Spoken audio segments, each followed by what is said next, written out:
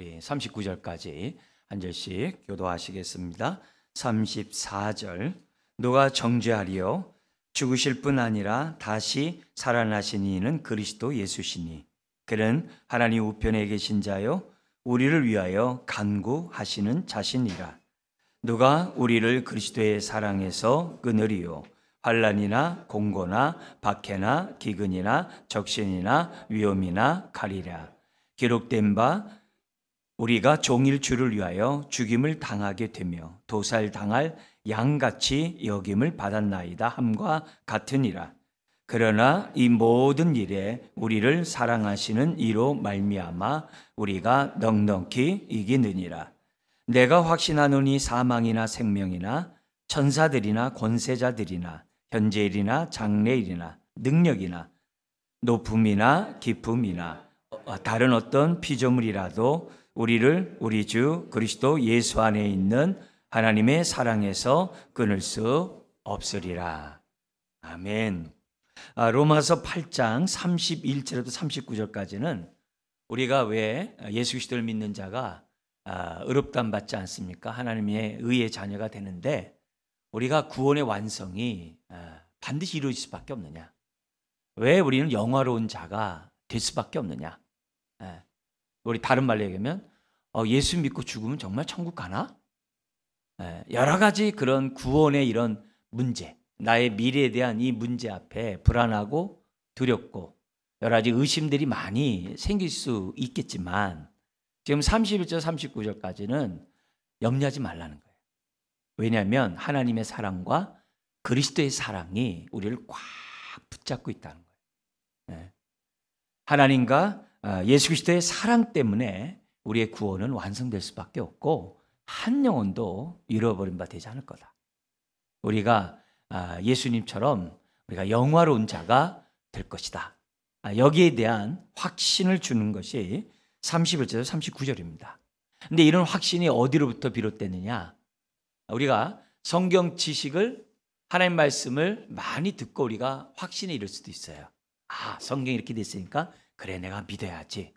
근데 이 확신이 뭐로부터 말미암는 확신이 돼야 되냐면 사랑을 깨닫는 데서부터 오는 확신이 돼야 돼요. 다시 한번요.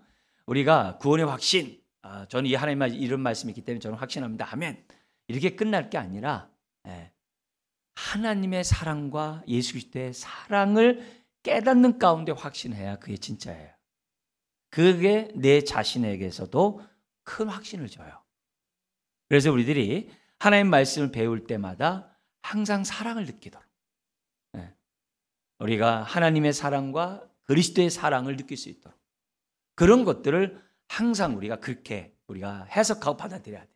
예수님 우리의 죄를 위해 죽으셨습니다. 그러면 나를 사랑하셔서 죽었구나. 이렇게 사랑으로 받아들이는 저와 여러분들이 되어야 한다는 이게 굉장히 중요해요. 그래서 성경에서는 우리가 하나님의 뜻을 깨닫는 것도 사랑으로 말미암는다 그래요. 우리가 사랑을 알아간 만큼 하나님의 진리의 말씀을 깨닫게 된다는 거예요. 깨닫게 된다는 거예요. 요거는 사람과의 관계도 굉장히 비슷해요. 이게 뭐냐면 사람들 가운데 이렇게 따뜻한 감정이 오가면 저 사람이 나 사랑하나 보다. 이렇게 느끼잖아요. 그죠?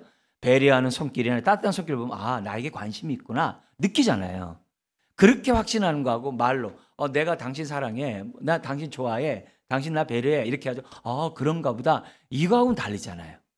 그죠? 느끼면서 내가 확신하는 거는 다르거든요. 그러니까 여기 31절 39절에 지금 사실 이제 8장 30절까지 복음에 대한 얘기는 다 끝났어요.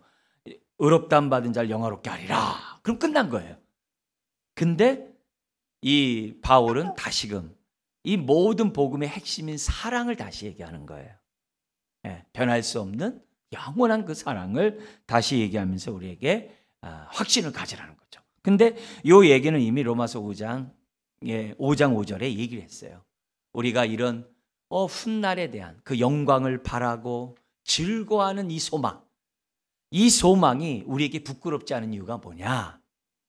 성령님으로 말미암아 하나님의 사랑이 우리에게 확 부어졌기 때문이라는 거예요. 그냥 찔끔찔끔 떨어진 게 아니라 하나님의 사랑이 확 그냥 우리에게 부어졌기 때문에 그 하나님의 그 강권하신 그 사랑 때문에 우리가 신앙생활하면서 미래를 바라보는 그 모든 소망, 하나님의 약속을 믿는 모든 소망은 그대로 이루어지기 때문에 부끄러워할 일이 없다는 거예요. 이게 얼마나 큰 확신이에요. 그래서 우리들이 힘들고 어려울 때마다 말씀을 붙잡는 거. 그러면서 이 말씀대로 될 것을 내가 소망하는 거. 소망하는 자에게 부끄럽지 않겠다는 거예요. 왜요? 한 번 그 사랑이 부어졌는데 예수님까지 다 주셨는데 하나님이 뭘 우리에게 안 줄 것이며 그 사랑은 영원한 사랑인데 뭘 이렇게 불안하냐는 거예요. 그 얘기를 지금 계속하고 있는 겁니다. 그런 가운데 31절 33절까지는 하나님의 사랑에 대해서 얘기를 해요. 하나님의 사랑이 우리를 강권하기 때문이다. 붙잡고 있기 때문이다. 이런 얘기를 해요. 그래서 그 사랑이 뭐냐?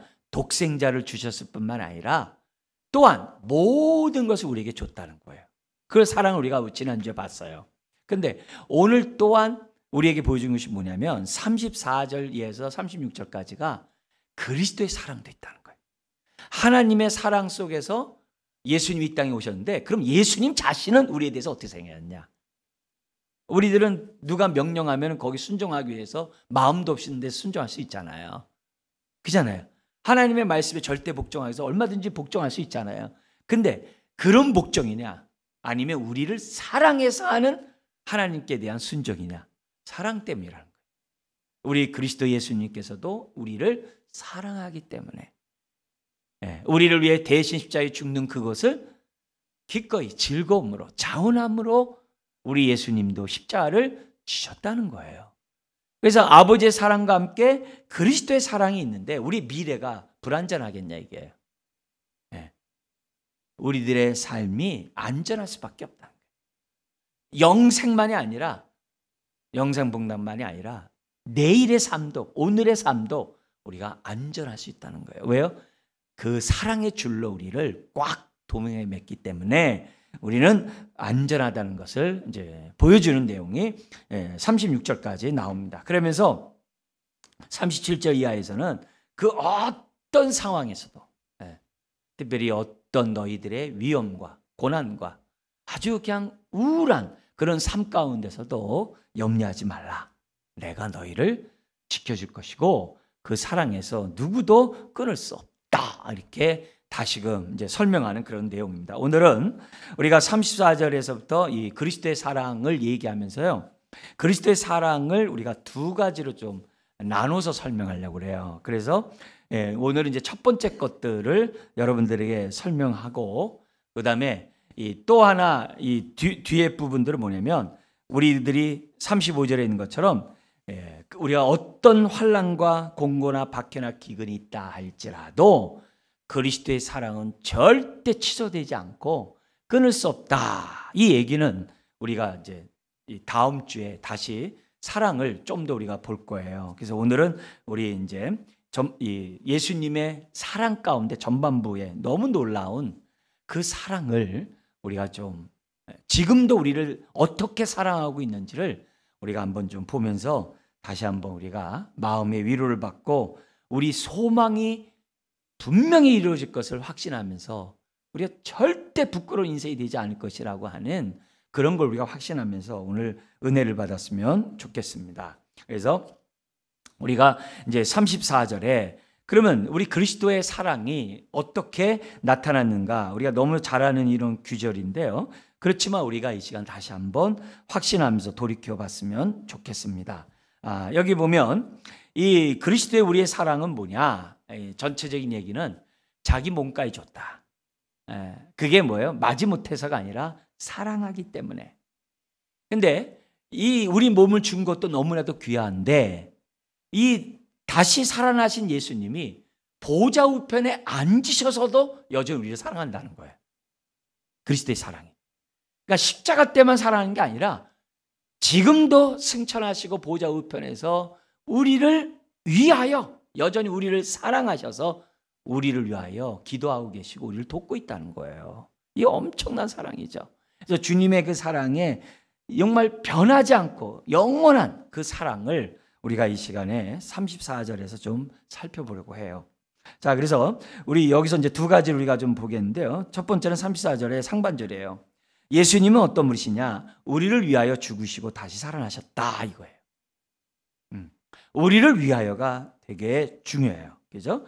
우리를 위하여 그분은 죽으실 뿐만이 아니라 다시 살아나셨다. 이걸 이제 우리들에게 이제 가르쳐 주고 있어요. 여러분, 하나님만 우리를 사랑하신 게 아니에요. 그 아들 독생자 예수 그리스도를 우리를 사랑하셨어요. 근데 사랑하셨는데 우리 하나님이 이처럼 세상 사랑하신 것처럼 예수님도 우리 사랑하는데 얼마나 사랑하냐? 자기 몸을 줄 정도로 사랑했다는 거예요. 이거 우리가 예수님의 십자가를 할 때마다 주님이 우리를 향한 그 사랑을 자꾸 묵상해야 돼요. 그래서 주님, 내가 그 사랑을 더욱 알기 원해요. 내가 그 사랑을 더 내가 맛보기 원해요. 그런 기도를 내 기도의 많은 부분을 차지해야 돼요. 내가 예를 들어서 100%를 기준한다면 51%는 사랑 놓고 기도해야 돼요. 이게 굉장히 중요해요. 이 사랑 놓고 기도하지 않고 하다 보면요, 내 기도가 내 피로만을 구하는 기도를 해요. 하나님을 우리가 알자, 하나님을 힘써 알자. 뭘 아냐는 거예요. 그 사랑을 알아야 되거든요. 그 사랑을 통해서 그분의 그 위대함, 그분의 거룩함, 이 모든 것들이 연관해서 우리가 하나님을 우리가 알아가야 되거든요. 이제 그런 의미에서 우리가 예수님이 나를 얼마나 사랑하시는지, 주님의 말과 행동과 눈빛, 이 모든 것이 다 저와 여러분들을 위한 사랑의 몸짓이에요. 모든 것이 사랑이에요. 그래서 우리는 아버지의 사랑을 알듯이 예수님의 사랑을 또한 알아야 우리가 어떻게 돼요? 예수님처럼 하나님 아버지께 자원함으로 순종하고 경외함으로 순종하고 기쁨으로 끝까지 변하지 않고 순종할 수 있어요. 사랑 모르면 끝까지 우리가 주님을 사랑하면서 순종을 살지 못해요. 우리들의 모든 신앙의 원동력이 그 사랑의 힘이고 그거예요. 그 사랑의 힘입어 저와 여러분들이 해야 한다는 거죠. 근데 우리는 얼마나 그리스도의 사랑을, 나를 향한 그 사랑을 알긴 하냐 이게요. 그렇다고 우리가 예수님이 보실 때 우리가 가치가 있겠어요? 늘 하나님 앞에 불순종하고 늘 하나님 말씀을 청종하지도 않고 내 마음 내 뜻대로 자기가 하나님 노릇하면서 모든 판단의 기준이 자기고 자기가 옳으면 옳고 틀리면 틀리다고 그게 하나님 노릇하고 있는 거거든요. 아담과 하와처럼 하나님처럼 자기가 무슨 지혜로운 것처럼 그렇게 사는 게 저와 여러분들이에요. 내 판단이 항상 옳다고 정죄하고 판단하고 이런 모습을 갖고 있는 저와 여러분들을 위해서 주님이 죽는 것이 이게 자격이 되냐? 아니거든요. 그런데도 불구하고 우리를 사랑했어요. 요한복음만 보더라도요. 요한복음 1장 11절에 뭐가 있냐면 우리 예수님이 자기 땅에 오매 이랬어요. 자기 땅에 오매. 그러면 백성들이 예수님을 환영할 줄 알았어요. 근데 11절에 보니까 자기 백성을 영접하지 아니하고 그래요. 예수님 영접하지 않았대요. 영접하지 않을 뿐만 아니라 요한복음 19장 15절에 보면 이런 말씀이 있어요. 빌라도와 이 예수님의 십자가를 놓고서 대제사장과 그 무리들이 대화가 나와요. 빌라도는 예수님을 죽이지 않으려고 했어요. 왜? 알거든요. 다 첩보해서 알거든요. 안 죽이려고 했어요. 그렇지만 여기 사람들이 뭐냐면 백성들이 그들이 소리 지르되 뭐라고 하냐면 없이 하소서 없이 하소서. 그럼 이게 굉장히 우리나라 말은 순화된 거예요. 엄청 무서운 저주 말이에요.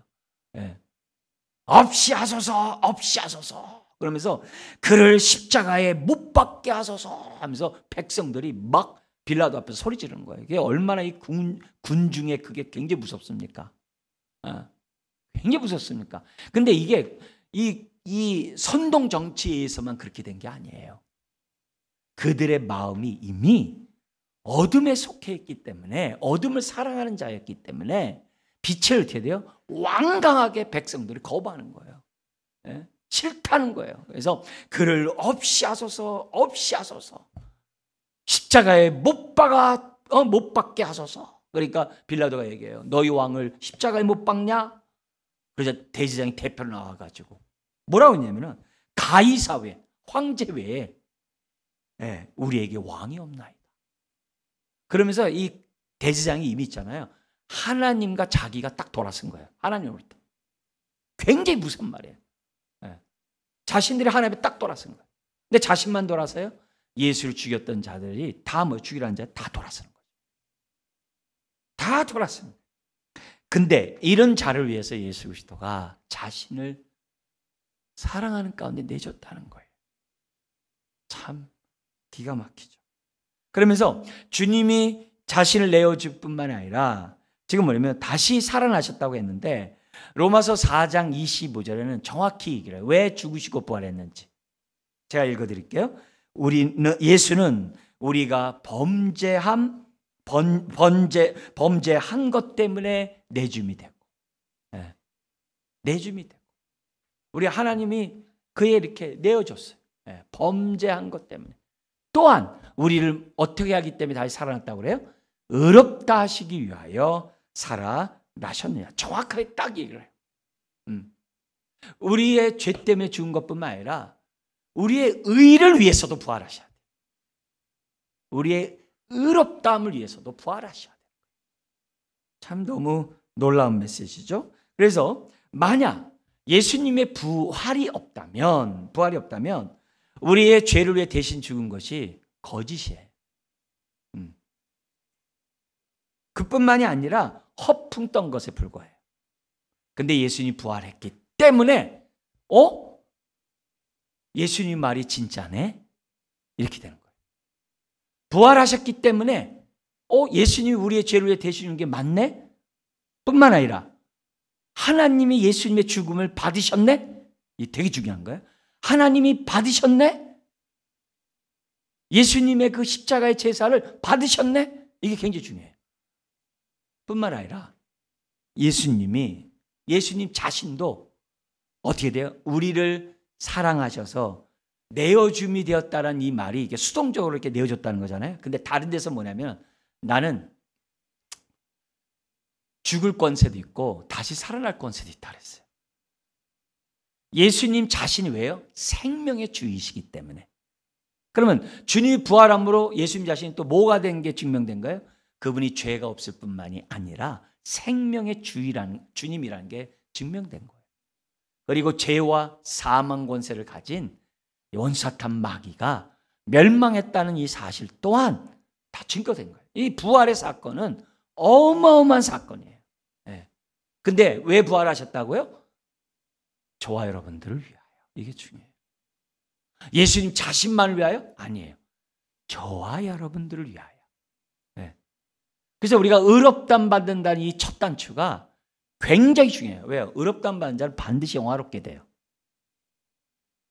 반드시 영화롭게 돼요. 그래서 여기 의를 위하여 부활했다는 이 말 안에 그 모든 복음의 내용들이 다 들어가 있는 거예요. 그걸 지금 로마서에서 계속 우리들에게 하고 있습니다. 그러므로 누구든지 예수 그리스도의 십자가 부활을 믿으면 죄사함과 영생을 받아요. 다른 말로 하면 누구든지 우리를 향한 예수 그리스도의 사랑을 받아들이면 그 사랑에 의해서 죄사함 받고 그 사랑에 의하여 우리가 영생 복락을 얻는 저와 여러분들이 되었다는 거예요. 여러분 기억하십시오. 예수님이 왜 우리 이 땅에 오셨어요? 사랑하기 때문에. 왜 이 땅에 오셔서 죽으셨어요? 저와 여러분들을 살리려고. 예수님의 모든 것은 뭐예요? 우리 때문에. 우리 때문에 오셨고, 우리 때문에 죽으셨고, 우리 때문에 부활하셨고, 그 다음에 우리 때문에 하늘에 올라가셔서 보좌 우편에 앉으시고, 우리 때문에 지금도 어떻게 돼요? 끊임없이 기도하시면서 우리의 필요한 것을 채워주세요. 이 사랑을 알 수 있도록 기도해요. 그러니까 바울이 에베소 성도를 위해서 사랑의 깊이와 높이와 넓이와 길이가 어떠함을 알게 하셔서 속사람이 강건하게 달라고. 우리의 속사람. 왜? 이리 흔들리고 저리 흔들리고 자꾸 눈에 보이는 것에 따라서 우리가 좌지우지하고 사람들에 의해서 자꾸 막 좌지우지하고 막 그러거든요. 그러나 우리가 딱 우리를 사랑하시고 보좌 우편에 앉아 계신 주님을 보면서 우리들이 이 땅에 살아가면은 사랑이 우리로 하여금 분별력을 줄 뿐만이 아니라 사랑이 우리에게 담대함을 줘요. 네. 마음의 평강을 주는 건 두말할 것도 없어요. 그래서 그런 것들을 저와 여러분들이 알아야 한다는 거예요. 그래서 주님의 죽으심과 부활이 뭐 때문이라고요? 우리를 사랑했기 때문에. 그게 첫 번째예요. 이게 그리스도의 사랑이에요. 우리를 향한. 그 다음에 여기 두 번째 나온 게 뭐냐면 우리 성경에는 번역이 안 된 부분들이 있어요. 34절에 뭐가 안 됐냐면 하반절인데요. 여기 보면은 죽으실 뿐만 아니라 다시 살아나신 이는 이렇게 돼 있잖아요. 다시 살아나신 이는 그 앞에 뭐냐면은 오히려라는 말이 있어요. 죽었느냐? 근데 오히려 다시 살아났대. 그 말이 주는 뉘앙스가 벌써 우리를 향해서 주님이 뭐냐면 예수님이 죽으시면서 뭐냐면 과연 하나님이 나를 다시 살리실까? 그게 없는 거예요. 그냥 죽이면 그건 당연하게 주님이 다시 살아난다는 것을 아시고 죽으신 거예요. 네? 그런 의미가 돼 있어요. 그래서 더욱더 다시 살아나신 이는 뭐가 번역이 안 되냐면요. 또한 하나님 우편에 계신 자요. 하나님 우편에 계신 자 앞에 또한이란 말이 들어가 있어요. 근데 이 또한이 어디 또 있냐면은 간구하시는 자신이라 앞에 또 있어요. 또한. 이 점증법이에요. 응? 주셨어요. 네. 지금 뭐냐면 더욱 이렇게 오히려 이것도 사실 또한이에요. 그래서 죽으셨어요. 또한 다시 살아나시고 또한 승천해서 보좌 옆에 앉으시고 또한 우리를 위해 뭐예요? 간구하신다. 굉장히 점증법으로 우리 그리스도가 우리를 사랑하고 있는 그 부분을 우리들에게 설명하고 있어요. 우편에 앉아가지고 하면서 영광 받으신 분이 아니에요. 거기서도 또한 우리를 위해 뭐예요? 사랑을 베풀고 계세요.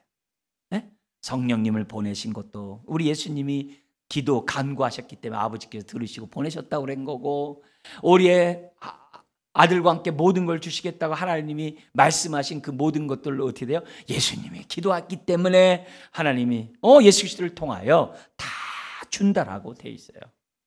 놀라운 거죠. 그리고 여기 앞에 나온 얘기를 좀 더 설명한다면 34절에 누가 정죄하려고 나오잖아요. 우리 성경에 누가 정죄하리요 이렇게 돼 있는데요. 원래 단어는 뭐냐면요. 이 정죄하실 분이 누구냐 이거예요. 이걸 바꿨어요. 정죄할 분이 누구냐? 죽으시고 부활하시고 보좌 옆에 앉으신 예수님이 이 세상을 심판할 자라는 거예요. 재판자라는 거예요. 그 얘기예요, 원래 이 말이. 근데 예수님이 재판장이시고 예수님 모든 걸 판단하시는데 감히 누가 우리 예수 그리스도를 믿는 사람 정죄하겠냐 이게 없다. 그 얘기를 우리들에게 뭐예요? 좀 더 이렇게 강한 표현으로 누가 정죄하려 이렇게 하는 거예요. 네. 예수님이 우리를 위하는데 예수님이 재판장이신데 누가 우리를 갖다가 정죄한다고 재판에서 뭐 이렇게 소송이나 하고 고소나 하고 하겠냐 이게. 심지어 우리 지난주에 봤던 것처럼 예수 그리스도를 믿는 자들을 33절에 의롭다 하시는 분이 하나님이신데 누가 법정에서 저 김민희 잘못했다고 다시 재판하라고 고소하겠냐 이게요. 예수 믿으면 의롭다 한다고 하나님이 약속하시고 선포한 건데 그와 연관되는 거예요. 정죄할 자가 누구예요? 예수 그리스도밖에 없다는 거예요. 근데 감히 누가 자기가 예수님 같이 이렇게 재판장 노릇하고 있냐 이게. 그러니까 함부로 정죄하는 것이 선악과 따먹는 것과 똑같은 거예요. 하나님 노릇하는 거예요. 없다. 정죄할 자가 없다. 의롭자 하시는 분은 하나님인데 예수님이 정죄할 분인데 누가 있냐 이게. 더구나 이 간구한다는 단어도 뭐예요? 지속적으로 쉬지 않고 기도하신다는 거예요. 응? 지속적으로. 그것도 뭐예요? 이 간구 제가 성령 얘기하면서 똑같이 성령도 우리 안에서 간구한다 그랬잖아요. 그러면서 뭐라 얘기했어요? 우리의 그 고통의 문제를 우리 이 땅에서 신문고가 있잖아요. 우리나라에도 신문고가 있는 것처럼 암행어사가 있는 것처럼 우리 문제를 가지고 직접 왕한테 가가지고 아련해가지고 아무개가 이런 부당함이 있는데 빨리 해결해 주세요 하면서 가는 게 이 간구라는 단어예요. 근데 보좌 우편에서 항상 주님이 계시니까 항상 하나님 앞에서는 간구하는 거죠. 주님이 옆에 딱 앉아 있는데 이건 우리들이 이해하기 위해서 그런 그림으로 쓴 거예요. 있는데 그 딱 늘 봐서 뭐 하겠어요? 우리 하나님이 그 간구하는 소리를 365. 우리 에스겔에서는 그러잖아요. 우리 믿는 사람들에게 요청이 나오잖아요. 너희들은 하나님으로 쉬지 못하도록 계속 기도하라고. 저와 여러분들은요, 우리 하나님 아버지를 쉬지 못하게 될 사명이 있어야 돼요. 계속 기도해야 돼요. 네. 그래서 내가 너희들을 파수꾼을 세웠다고 그런 거예요. 근데 예수님이 그걸 하세요. 성령님이 우리 안에서 하듯이. 그게 이제 34절이에요. 자, 그럼 우리가 좀 더 내용을 좀 보도록 할게요. 여러분, 예수님의 부활과 십자가 부활이 끝이 아니라는 거죠. 또한 그 다음이 계속 이어졌다는 사실을 잊어서는 안 돼요. 이게 또한 앉으시고 또한 간구하신다, 계속 간구한다는 게 뭐냐? 지금도 일하신다는 거예요. 누구를 위하여? 저와 여러분들을 위하여. 이게 예수님의 영원한 사랑이에요. 지금도 우리를 위하여 여전히 기도하고 계세요. 여러분, 예수님의 기도는 다 응답이죠. 우리 앞에서 성령님이 아버지 뜻대로 기도하기 때문에 응답이 있다 그랬잖아요. 아버지 뜻을 누구보다 잘 아신 분이 예수님인데 응답이 없겠어요? 우리의 필요한 모든 기도가 다 응답받는 거죠. 그래서 주님이 우편에 앉아서 기도하기 때문에 우리의 훗날 미래에 뭐 천국 가는 거, 죽어서도 구원받는 거 맞나, 나같이 부족해도 그렇게 육신의 생각하지 마세요. 네. 한순간도 빼놓지 않고 기도하신 그분은 주님이기 때문에 우리는 구원의 확신을 갖게 될 수밖에 없다는 거예요. 영화로운 존재, 그건 될 수밖에 없다는 거예요. 우리 어려운 말로 성도의 견인이라는 말이 있어요. 우리를 끝까지 우리 인도해가지고서 아버지 품에 있게 하냐? 당근이죠. 당연하죠. 당연하죠. 이거는 취소될 수가 없어요. 우리 이 땅에서도 힘 있는 자가 우리를 돌봐주면 잘 되잖아요. 네? 더구나 대통령이 뒤에서 봐줘보세요. 온갖 불법도 다 되잖아요. 하물며 우리 하나님께서 하는데 안 될 일이 뭐가 있어요? 주님이 다 한다는 거예요. 그래서 특별히 여기서 우리가 먼저 봐야 될 것이 하나님 우편에 앉아있다라는 이 단어를 주목해서 보셔야 돼요. 또한 하나님 우편에 앉으시고 굉장히 주목해서 보셔야 돼요. 우편에 앉으시고 간구한다는 말을 다른 말로 하면 대제사장직을 지금도 수행한다 이 말이에요. 다른 말로 번역하면 앉으셔서 우리의 기도한다. 이 땅에서처럼 대제사장의 기능을 지금도 수행한다. 그런 표현이에요. 구약의 대제사장은 뭐예요? 아버지의 마음을 우리에게 전달할 뿐만이 아니라 우리들의 그 모든 마음을 아버지께 아뢰는 사람이 대제사장이잖아요. 근데 구약의 대제사장은 죄가 있기 때문에 먼저 자기 죄를 위해서 씻고 하나님 지성소에 1년에 한 번 들어가서 백성의 죄를 사하잖아요. 근데 수명이 다하면 죽어요. 그래서 자꾸 바뀌어요. 그래서 대제사장은 늘 자기 죄를 위해서 먼저 제사 드리고 지성소로 들어가지고서 하나님 백성의 죄를 위해 했다가 수명이 다음 또 바뀌어요. 근데 예수님은 어떻게 돼요? 죄가 없으시고 예수님은 어떻게 돼요? 영원한 하나님의 아들. 그래서 예수님의 십자가의 죽음은 단번에 영원히 완전히 우리 죄가 다 해결된 거예요. 이게 벌써 구약과 이렇게 다른 거예요. 근데 그 영원한 대제사장이 지금 뭐예요? 보좌 우편에 앉으셔서 저와 여러분들에게 어떻게 중요한 건 뭐예요? 갈리지가 않아요. 대제사장 예수님 다음에 또 다른 대제사장이 없어요. 예수님이 그냥 처음과 끝이에요. 변함이 없어요. 이 땅에서 행한 일도 변함이 없고요. 지금도 행하시는 그 예수님의 대제사장 사역이 변하질 않아요. 영원해요. 할렐루야죠. 엄청난 은혜죠. 엄청난 은혜죠. 그러니까 이런 부분에서 우리는 어떻게 돼요? 예수님이 영원한 대제사장이라는 사실을 이 본문에서 우리가 알아야 돼요. 그래서 대제사장 얘기를 오늘 좀 하려고 한 거예요. 그래서 여기 보면은 이 히브리서 4장 14절에서부터 16절 여러분들 잘 아는 아주 요절이죠. 우리가 많이 암송하는 내용인데요. 요 귀절을 많이 묵상해야 돼요. 자, 거기 보시면 우리 예수님 왜 승천하셔서 보좌 옆에 앉으셨느냐? 영원한 대제사장이 되려고. 왜 영원한 대제사장이 되느냐? 우리를 위하시려고. 자신이 행한 십자가의 사건이 우리에게 효력 있게 하고 앞으로 주님 품에 주님 나라에 들어올 수 있도록 그 모든 견인의 역할을 다 하려고 그 얘기예요. 그래서 히브리서 4장 14절 화면 띄워보실래요? 4장 14절부터 16절에 있는 말씀 같이 한번 읽어보겠습니다. 그러므로 우리에게 큰 대제사장이 계시니 승천하시니 누구요? 승천하시니 그 다음 계속 읽겠습니다. 곧 하나님의 아들 예수시라.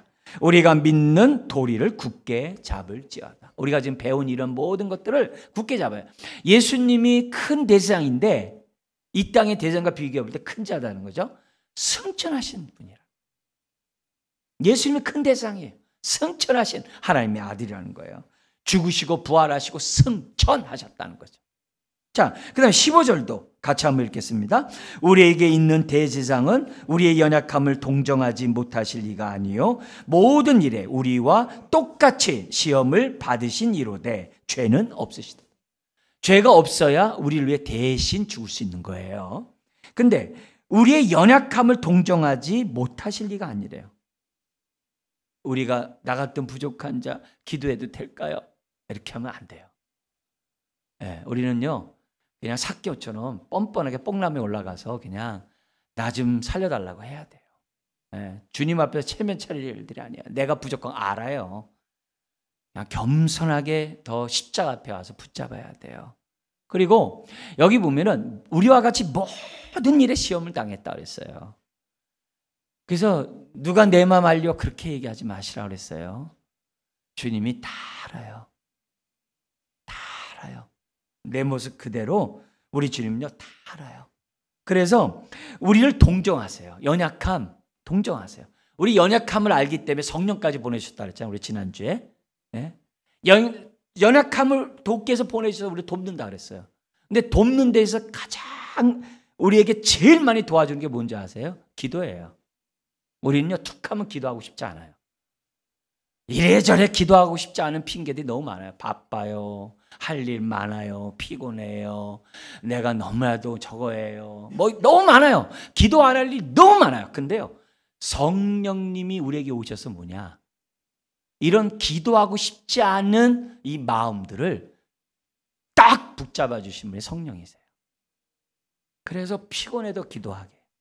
네. 너무 바빠도 기도해요. 내가 지쳐서 아무것도 할 수 없는데 주여 해요. 그게 성령님께 도와주시는 거예요. 기도도 하다 보면은 맨 자기 필요한 것만 놓고 알죠? 하고 자요. 그런데 우리가 성령님이 좀 더 기도해라 하고 회개시켜. 이 회개는요 성령님의 역사 아니면 안 해요.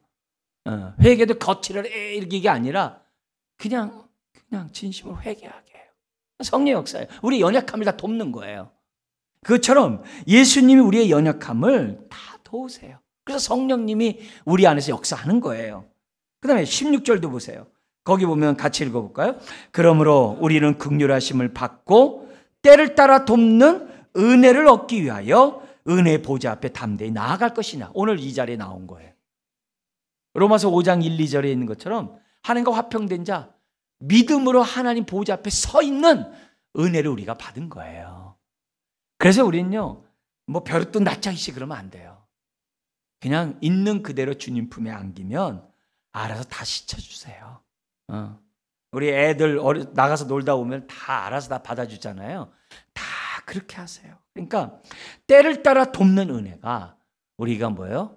다 예수님을 통해서 우리에게 주어지는 거예요. 이건 지금도 때를 따라 돕는 은혜를 우리에게 베푸시는 분이에요. 그래서 보좌 우편에 앉으신 거예요. 대제장으로. 이걸 우리들이 알고 신앙생활만 합니다.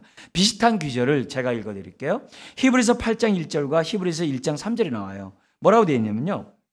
히브리서 8장 1절에 지금 우리가 하는 말의 요점이 뭐냐? 이러한 대제사장이 우리에게 있다. 이거예요. 우리에게 있다는 것이다. 이걸 알라는 거예요.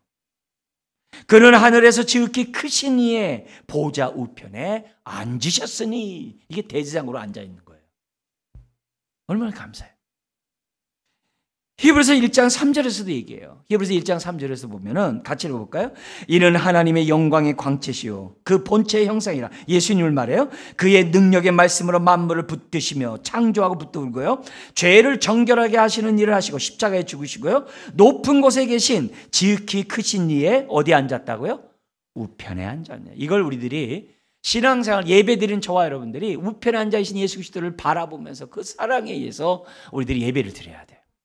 예배드리면서 예수님이 우편에 앉은 예수님을 봐야 돼요. 왜요? 우리는 직접 아버지께 아뢰라는 게 아니라 예수 그리스도를 통해 아뢰라는 거거든요.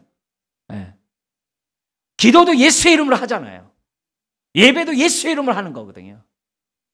항상 예수님 우리가 바라보면서 아버지를 봐야 돼요. 그걸 성경이 얘기해요. 근데 이게 뭐냐? 사실 예수님의 기도 응답도 포함되어 있어요. 원래 요한복음 1장에 있는 것처럼 예수님은 아버지와 영원토록 함께 계셨던 분이에요. 그런데 우리를 위하여 말씀이 육신되어 이 땅 가운데 오신 분이에요. 그리고 마지막 십자가에서 죽으시기 직전에 기도해요. 무슨 기도냐면 이 기도를 하신 거예요. 이게 요한복음 17장 5절이에요. 이게 대제사장의 기도라고 그래요. 그래서 우리가 지난번에도 외웠던 본문들이에요. 요한복음 17장 5절에 보면은 이런 말이 있어요. 아버지여, 창세전에 내가 아버지와 함께 가졌던 영화로서 지금도 아버지와 함께 나를 영화롭게 하옵소서. 이게 뭐냐면 예수님이 십자가를 갖다가 지심으로 아버지를 영화롭게 한 것처럼 나를 다시 일으키셔서 창세전부터 하나님과 같이 있었던 그 영화를 회복시켜 달라는 거예요. 보좌 우편에 앉게 달라는 거예요. 그대로 응답된 거죠. 여러분, 예수님이 보좌 우편에 앉기 위해서 짐승의 제사가 아니라 자기 몸을 제물로, 구약의 제사장이 땅에 지성소 들어간 게 아니라 예수님은 하늘의 지성소, 구약의 지성소는 이 땅에 제사장이 짐승의 피를 갖고 들어갔지만 하늘의 지성소에는 자신의 피를 가지고 들어가신 거예요. 자신의 피를 가지고. 그래서 예수님이 보좌 우편에 앉았다, 이 얘기는 뭐냐면 우리를 위한 구속 사역은 끝났다, 이 표시예요. 더 이상 첨언할 게 없다는 거예요. 다 끝났다. 단번에 영원히 완전히 다 끝났다. 이렇게. 우리는 시간상 예수 믿고 의롭다함 받았어요. 무죄함을 선언함 받았어요. 우리가 성화의 삶을 살아야 돼요. 우리가 죽으면 영화로운 재림 때 영화로운 자에 들어갈 거예요. 시간적 얘기를 해요. 그러나 하나님 편에서는요, 칭의와 성화와 영화가 한 번에 이루어진 얘기예요. 구원의 확신을 가지라는 거죠. 그래서 예수 믿으면 성경에서는요, 거룩한 자가 되었다, 이런 말을 써요. 우린 거룩한 자가 되었다는 말은 뭐냐면 하나님을 위하여 구별된 자다, 이런 뜻이에요. 굉장히 놀라운 얘기예요.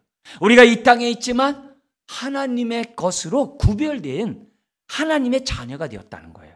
그래서 이 자녀가 된 건요, 취소가 안 돼요. 그냥 그대로 천국에서도 하나님의 자녀로서의 그 신분은 변하지 않다는 그런 말이 포함된 말이 우리가 거룩하게 되었다라는 표현이에요. 이 구별되었다는 이 말이 이 엄청난 축복의 말씀인데 잘 몰라. 잘 몰라. 그리고 그 말을 쓰면서도 그 감격이 잘 없어. 왜요? 이런 내용들을 우리들이 온전히 알지 못하기 때문에. 그러니까 누가 우리를 정죄하고 누가 우리를 고발하냐, 이게 없다, 이게요. 이런 확신이 있으면 아무리 좋아요. 그래서 사탄이 너가 무슨 예배 드릴 자격이 있냐, 너가 무슨 기도해가지고 응답받을 자격이 있냐, 너 같은 자야, 너 주제야, 이러면 그때마다 뭐예요? 예수님 보좌 옆에 앉아있어, 이러면 끝이에요. 그 말에 다 들어가는 말이에요. 뭐? 예수님 보좌 옆에 있어? 이 말이면 다 끝나요. 그러면 사탄도 알아요, 그 정도는요. 예? 아무리 무식해도 다 알아요, 그 정도는 안다고. 할 말이 없는 거죠. 그 안에 내가 알고 쓰는 그 용어 안에 다 들어가는 거예요. 그래서 예수님의 십자가의 죽음은요, 변할 수가 없어요. 영원한 우리의 모든 죄에 대한 딱 끝난 사건이에요. 그리고요, 보좌 우편에 앉았다는 게 두 번째 또 어떤 의미가 있냐면요, 하늘의 모든 상급 보상을 다 받았다는 얘기예요. 그러니까 보좌 우편에 앉죠. 그 증거 규절이 성경에 너무 많아요. 여러분이 소개시키고 드리고 싶은 게 뭐냐면 두 개의 말씀이 있어요. 에베소 1장 19절부터 23절하고 빌립보서 2장 8절 11절인데요. 이거는 너무 중요한 규절이고 많이 했던 여러분 내용인데 다시 한번 상기시킬게요. 여기 1장 19절을 한번 화면 보세요. 그 에베소 1장 19절에 이렇게 보면 이렇게 되어 있습니다. 하나님의 힘의 위력으로 역사하심을 따라 믿는 우리에게 베푸신 능력의 지극히 크심이 어떠한 것을 바울이 얘기합니다. 너희로 알게 하기를 내가 기도한다. 좀 알라 이것을. 뭐냐면은 20절에 하나님의 능력이 그리스도 안에서 역사하사 죽은 자들 가운데서 다시 살리시고 하늘에서 자기 오른편에 앉으시니. 누가 예수님을 오른편에 앉으셨다고 그래요? 하나님의 능력이 오른편에 앉히사. 보세요. 어떤 보상을 받았냐? 안침으로 어떤 보상을 받았느냐? 21절에 있습니다. 같이 한번 읽겠습니다. 모든 통치와 권세와 능력과 주권과 이 세상뿐 아니라 오는 세상 일컫는 모든 이름 위에 뭘 줬어요? 뛰어난 이름을 주시고, 뛰어나게 하시고. 그 다음 기절 너무 놀라워요. 읽겠습니다. 또 만물을 그 발 아래 복종하게 하시고 그를 만물 위에 교회의 머리로 삼으셨느니라. 모든 만물을 그 발 아래 복종할 것뿐만이 아니라 오늘 저와 여러분들의 교회의 머리로 삼았대요. 머리로 삼았대요. 뿐만 아니라 23절에 보면 이렇게 얘기를 해요. 교회는 그의 몸이니 만물 안에서 만물을 충만하게 하시는 하나님의 충만함이 예수 안에 다 있다는 거예요. 즉 우편에 앉았다는 얘기는 뭐냐면 하나님의 모든 것이 다 예수님에게 이렇게 주어졌다 이 말이에요. 이게 보상으로 상급으로 주어진 거예요. 엄청난 거죠. 똑같은 얘기가 빌립보서 2장 8절 11절에 있어요.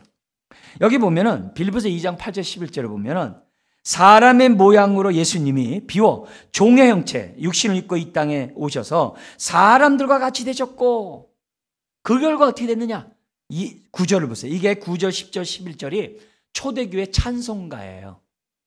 그 찬송가가 안에 들어와 있는 거예요. 어떤 찬송가 초대교회들이 불렀냐? 그 얘기예요. 이러므로 하나님이 그를 예수 그리스도를 지극히 높여 모든 이름 위에 뛰어난 이름을 주사. 그죠? 그리고 10절에 하늘에 있는 자들과 땅에 있는 자들과 땅 아래에 있는 자들로 모든 무릎을 예수 이름에 꿇게 하시고 모든 11절에 모든 입으로 예수 그리스도를 주님이라 시인하여 하나님 아버지께 영광을 돌리게 하셨느니라. 그러니까 우리 예수님을 주님 영광 받으세요. 그러면 성반원님이 이놈들이 나는 못 알아보고 예수님에게만 영광도 그렇게 하면 안 돼요. 그걸 보고 우리 하나님은 어떻게 돼요? 기뻐하세요. 얘들이 드디어 내 마음을 내 뜻을 아는구나. 우리는 예수님을 통하지 않으면 아버지께를 못 가요. 항상 예수 그리스도를 통해서 아버지께라고 예수 그리스도를 통해서 하나님의 축복이 오는 거예요. 그래서 성경에서요 예수 그리스도 안에 거하라는 게 그렇게 귀중한 말이에요. 그 안에라는 말이 정말 우리들의 엄청난 축복이에요. 예수 안에 있으면 예수 안에 있는 모든 것이 또 우리 것이 돼요. 그 얘기예요. 그래서 예수님 우편에 앉았다는 얘기가 그 모든 것의 보상이에요. 상급이에요. 그것도 영원히. 그 말을 다른 말로 하면요 예수님이 이 땅에서 구속사역 한 걸요 하나님 기뻐하시고 받으셨다 이 말이에요. 그렇기 때문에 예수님의 구원사역은요 절대 실패될 수가 없어요. 근데 우리는 의심해요. 과연 예수 믿는다고 의롭다함 받고 정말 천국 갈까? 그건 육신의 생각이에요. 오늘 이 말씀에 따라서 그런 생각일 때마다 사탄아 물러가라. 예수님은 보좌편에 앉아 계셨느니라. 딱 이렇게 그렇게 우리가 선포하는 우리들이 돼야만 한다는 거죠. 그래서 우리들이 구원의 확신 당연히 가져야죠. 구원의 확신이 없다면 성경을 안 믿는 거예요. 예수님의 사랑을 거부하는 거예요. 예수님의 사랑을 아는 사람은 확신 가운데 있다는 거죠. 그뿐만이 아니에요. 보상만 받은 게 아니라 대제사장으로만 있는 게 아니라 예수님 보좌 우편에 있는 것이 뭐냐? 베드로가 설교하면서 이런 얘기를 했어요. 부활하신 이 주님의 그 권능으로 미문에 앉은 배 일으키잖아요. 그래서 막 3,000명, 5,000명 예수로 돌아갈 때 그들에게 한 외치는 그런 메시지 가운데 하나예요. 사도행전 5장 30절에 31절에 보면 이렇게 돼 있어요. 뭐라고 돼 있냐면은 너희가 나무에 달아 죽인 예수를 우리 조상의 하나님이 살리시고, 달아 죽인 예수를 우리 조상의 하나님이 살리시고, 이 베드로 설교입니다. 살리시고 뭐라고 하냐면은 그 다음 구절 보세요. 이스라엘에게 회개함과 죄사함을 주시려고 그를, 예수 그리스도를 오른손으로 높이사, 이 보좌 옆에 앉게 한다. 뭐가 되게 하셨다? 임금과 구주, 왕과 구주가 되게 하셨다. 왕이며 구세주가 되게 하셨다. 이렇게 얘기합니다. 왕이며 구세주가 되게 했다라고 얘기를 해요. 그러니까 단순히 제사장만이 아니에요. 왕이며, 심지어 뭐라는 거예요? 여기 구세주라는 얘기를 강조를 해요. 이것만인 줄 아세요? 더 많아요. 자, 그런 가운데 이 보좌 우편에 임금, 왕이며 구주가 되신 그 주님이 보좌 옆에서 뭐하고 있어요?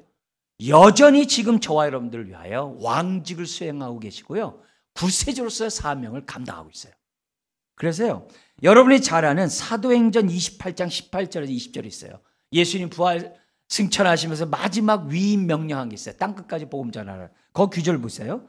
여기 보면 뭐라고 되어 있냐면 이렇게 되어 있어요. 사도행전 28장 18절 이하에 뭐라면, 사도행전 28장이 아니라 마태복음 28장 18절에서 20절이에요. 마태복음 28장 18절에 제가 읽어드릴게요. 예수께서 나와 말씀하여 이르시되 하늘과 땅의 모든 권세를 내게 주셨으니 그러므로 너희는 가서 모든 족속으로 제자를 삼아 아버지와 아들과 성령의 이름으로 세례를 베풀고 내가 너희에게 분부한 모든 것을 가르쳐 지키게 하라. 볼지어다. 그 다음 구절 뭐라고 되냐면 이렇게 됐어요. 내가 세상 끝날까지 너희와 항상 함께 있으리라. 아멘. 땅끝까지 전하래요. 그래서 뭐예요? 항상 너희와 함께 있다는 거예요. 지금도 구주의 사역을 감당하고 있어요. 통치자만이 아니라 구세주의 역할을 감당하고 있어요. 그것도 뭐예요? 모든 권세와 권위와 능력을 다 갖고 있는 왕으로 지금 행하고 있다. 그리고 왕이기 때문에 히브리서 10장 12절 13절에 보면 뭐라 하냐면은 자기 원수들을 자기의 발등상, 발판이 되기까지 하나님 우편에서 기다리고 계신데 지금 뭐야? 밟고 있는 거예요. 누구를 통하여? 저와 여러분들을 위하여 밟고 있는 거예요. 그 얘기를 해요. 이것이 우편에 앉아 있다는 의미입니다. 그리고 예수님이 앉아 있는 건요, 대표자로 앉아 있는 거예요. 저와 여러분들 대표자로. 엄청난 축복이에요. 자, 근데요, 우편에 앉아 있을 뿐만 아니라 뭐 한다고 오늘 본문에 보니까요, 우리를 위하여 간구하신대요. 할렐루야. 우리를 위하여 간구하신대요. 여러분, 이게요, 그 당시 성도들에게요, 눈물 나는 말이에요. 우린 읽어도 눈물이 잘 안 나는데요. 근데 그 당시 사람들이 이 말을 듣고요, 숨이 막혀서 우는 말이에요. 왜 그런지 아세요? 그 당시에는요, 35절에 있는 것처럼요, 많은 환난과 공고와 박해와 기근과 적신과 위험과 칼이 있었어요. 예수 믿는 사람들이 많은 환난을 당했어요.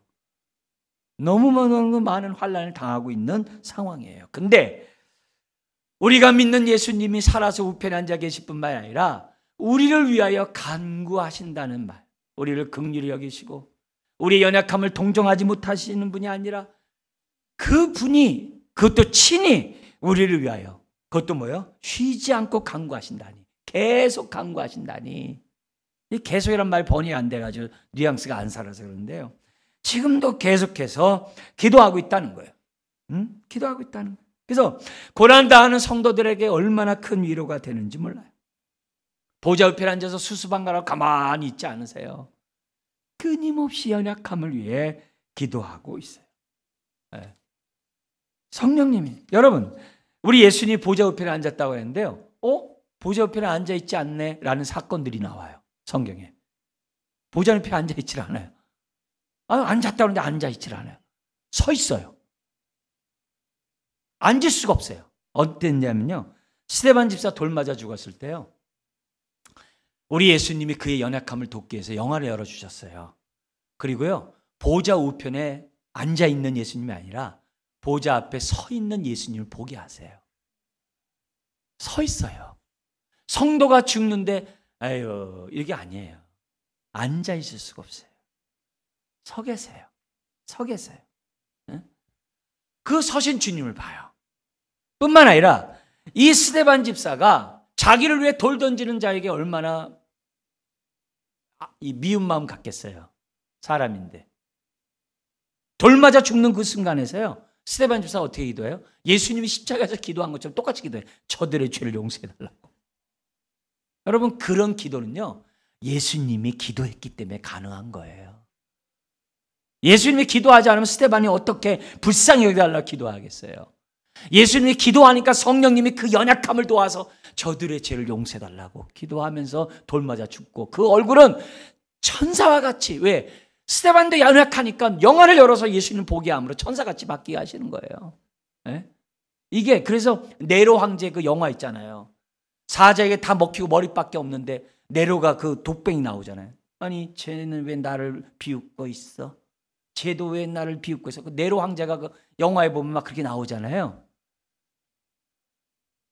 그 사람들 그렇게 얘기하겠죠. 그 작가들은 그렇게 하겠죠. 그러나 저 같은 사람 딱 보면 영안을 열어서 스데반처럼 보게 하셨구나. 그거죠. 응? 우리나라에 번역된 나는 그리스도인입니다라는 책자가 있어요. 그게 뭐냐, 로마 시대 때 그 백부장을 비롯한 그리스도인들이, 많은 백부장들이 예수 믿고 그 순교할 때 그 재판 기록이에요. 그리스도인들의 그 재판 기록이 교회 바깥에서 발견돼 가지고 번역된 책이에요. 보면요, 다 스데반같이 죽었어요. 너무 놀라요. 그래서 저 같은 경우 이런 적이 있어요. 어렸을 때 이 북한에서 이렇게 와가지고 종교자에 다 없애고 다 아우슈탄가 민 사람, 산 사람 다 보내고 믿는 사람 다 죽이면 우리 어떡하지? 어렸을 때 막 그런 생각 많이 들었어요. 네? 여러분들 그거 했는지 모르겠어요. 근데요, 베드로전서 4장 보면서 해결됐어요. 뭐냐면 순교당하는 자들에게, 핍박당하는 자에게 성령님이 그 머리에 함께 하신다, 그 규절이 있어요. 저는 그거 보고서 해결이 됐어요. 네. 여러분, 오늘 이 말씀도 똑같은 말씀이에요. 우리를 내버려 두지 않으세요.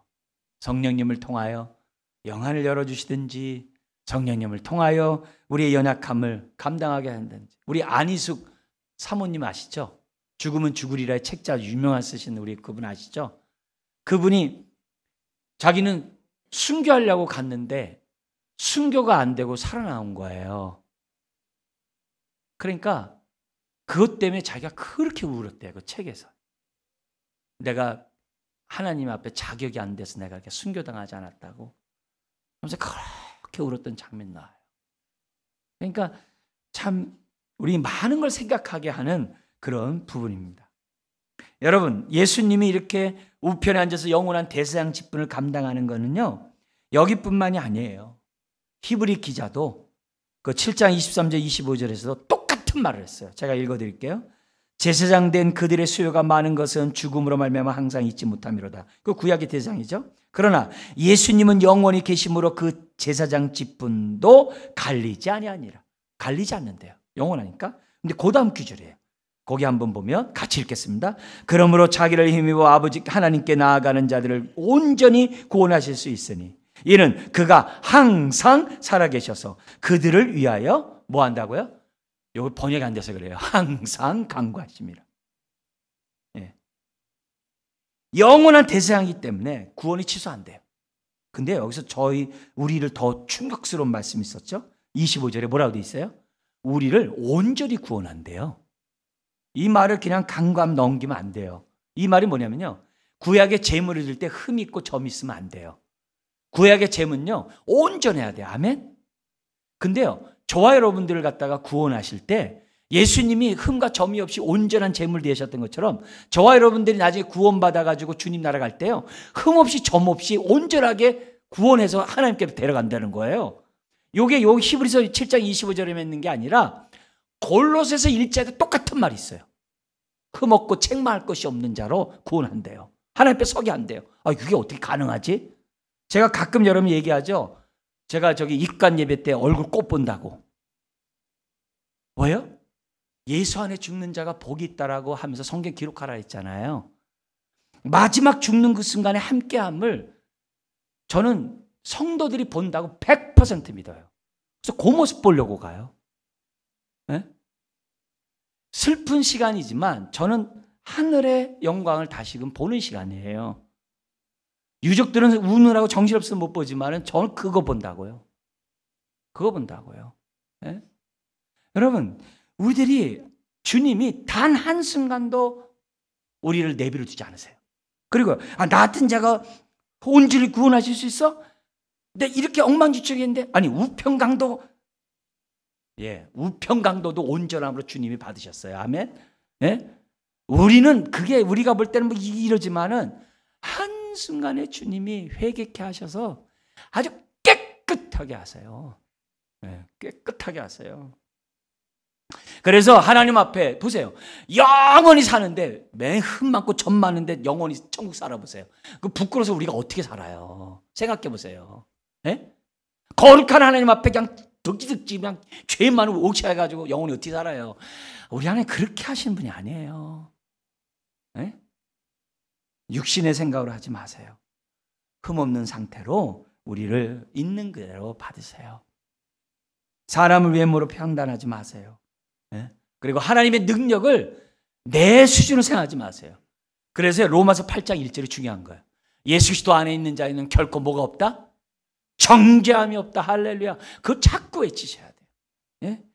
보좌 우편에 앉아 계셔서 이렇게 하는데, 더구나 우리 예수님이 하신 말씀 놀라운 게 있잖아요. 요한복음 5장 24절에 내 말을 듣고 나 보내신 이를 믿는 자는 세 가지 얘기하잖아요. 과거, 현재, 미래. 아주 정확하게 얘기를 해요. 영생을 얻었고, 딱 그래요. 예? 이미 얻었고, 다 끝났어요. 그 다음에 심판에 이르지 아니하고, 딱 이래요. 미래의 심판에 이르지 않는데. 그리고 또 뭐예요? 지금 사망에서 생명으로 옮겼다, 딱 얘기를 해요. 예수님이 하신 말씀이에요. 예수님이 하신 말씀. 여러분, 오늘도 우리를 위해 간구하시는 긍휼이 많으신 대제사장이 지금도 기도하고 있음을 믿으시기 바랍니다. 때를 따라 돕는 은혜를 얻기 위하여 오늘도 기도하고 계세요. 나보다도 더 복 주기를 원하세요. 근데 이 모든 복이 누구를 통해서요? 예수 그리스도를 통해서. 그래서 예수 안에서. 그래서 에베소서, 우리 시간이 없어서 말씀 못 드립니다만, 에베소 1장 3절부터 4절, 14절까지가 삼일체 하나님 우리를 구원하기 위해서 어떻게 하셨는가, 하늘에 속한 신령한 복이 뭔가를 가득 기록했잖아요. 그 모든 복이 예수 그리스도 안에서 딱 그래요. 그래서 오늘도 우리가 예수 그리스도 안에서 우리가 살아야만 하는 겁니다. 말씀 마치겠습니다. 우리가 다음 주는 우리가 예수 그리스도의 그 사랑에서 그 어떤 것도 끊을 수 없다는 걸 우리가 보겠습니다만, 오늘 이 말씀 속에서 우리가 답변은 이거예요. 누가 나를 정죄하리요? 오늘 본문에 있는 것처럼 죽으실 뿐만 아니라 오히려 다시 살아나신 이는 그리스도 예수시니 그는 또한 하나님 우편에 계신 자요, 또한 우리를 위하여 간구하시는 자신이라. 할렐루야. 이런 은혜를 온전히 그 사랑을 깨닫도록 기도하여 나가는 저 여러분들이 되어야 될 줄 믿습니다. 기도하겠습니다. 하나님 아버지, 오늘도 그리스도의 이 사랑, 아버지의 뜻을 순종하기 위해서 자신의 몸을 십자가에 내어주신 그 주님의 십자가가 우리를 사랑하기 때문입니다. 우리를 사랑하기 때문에 죽으셨음을 우리가 온전히 깨달아 알기를 원합니다. 주여, 우리들에게 은혜를 더하여 주시고 그 사랑으로 우리가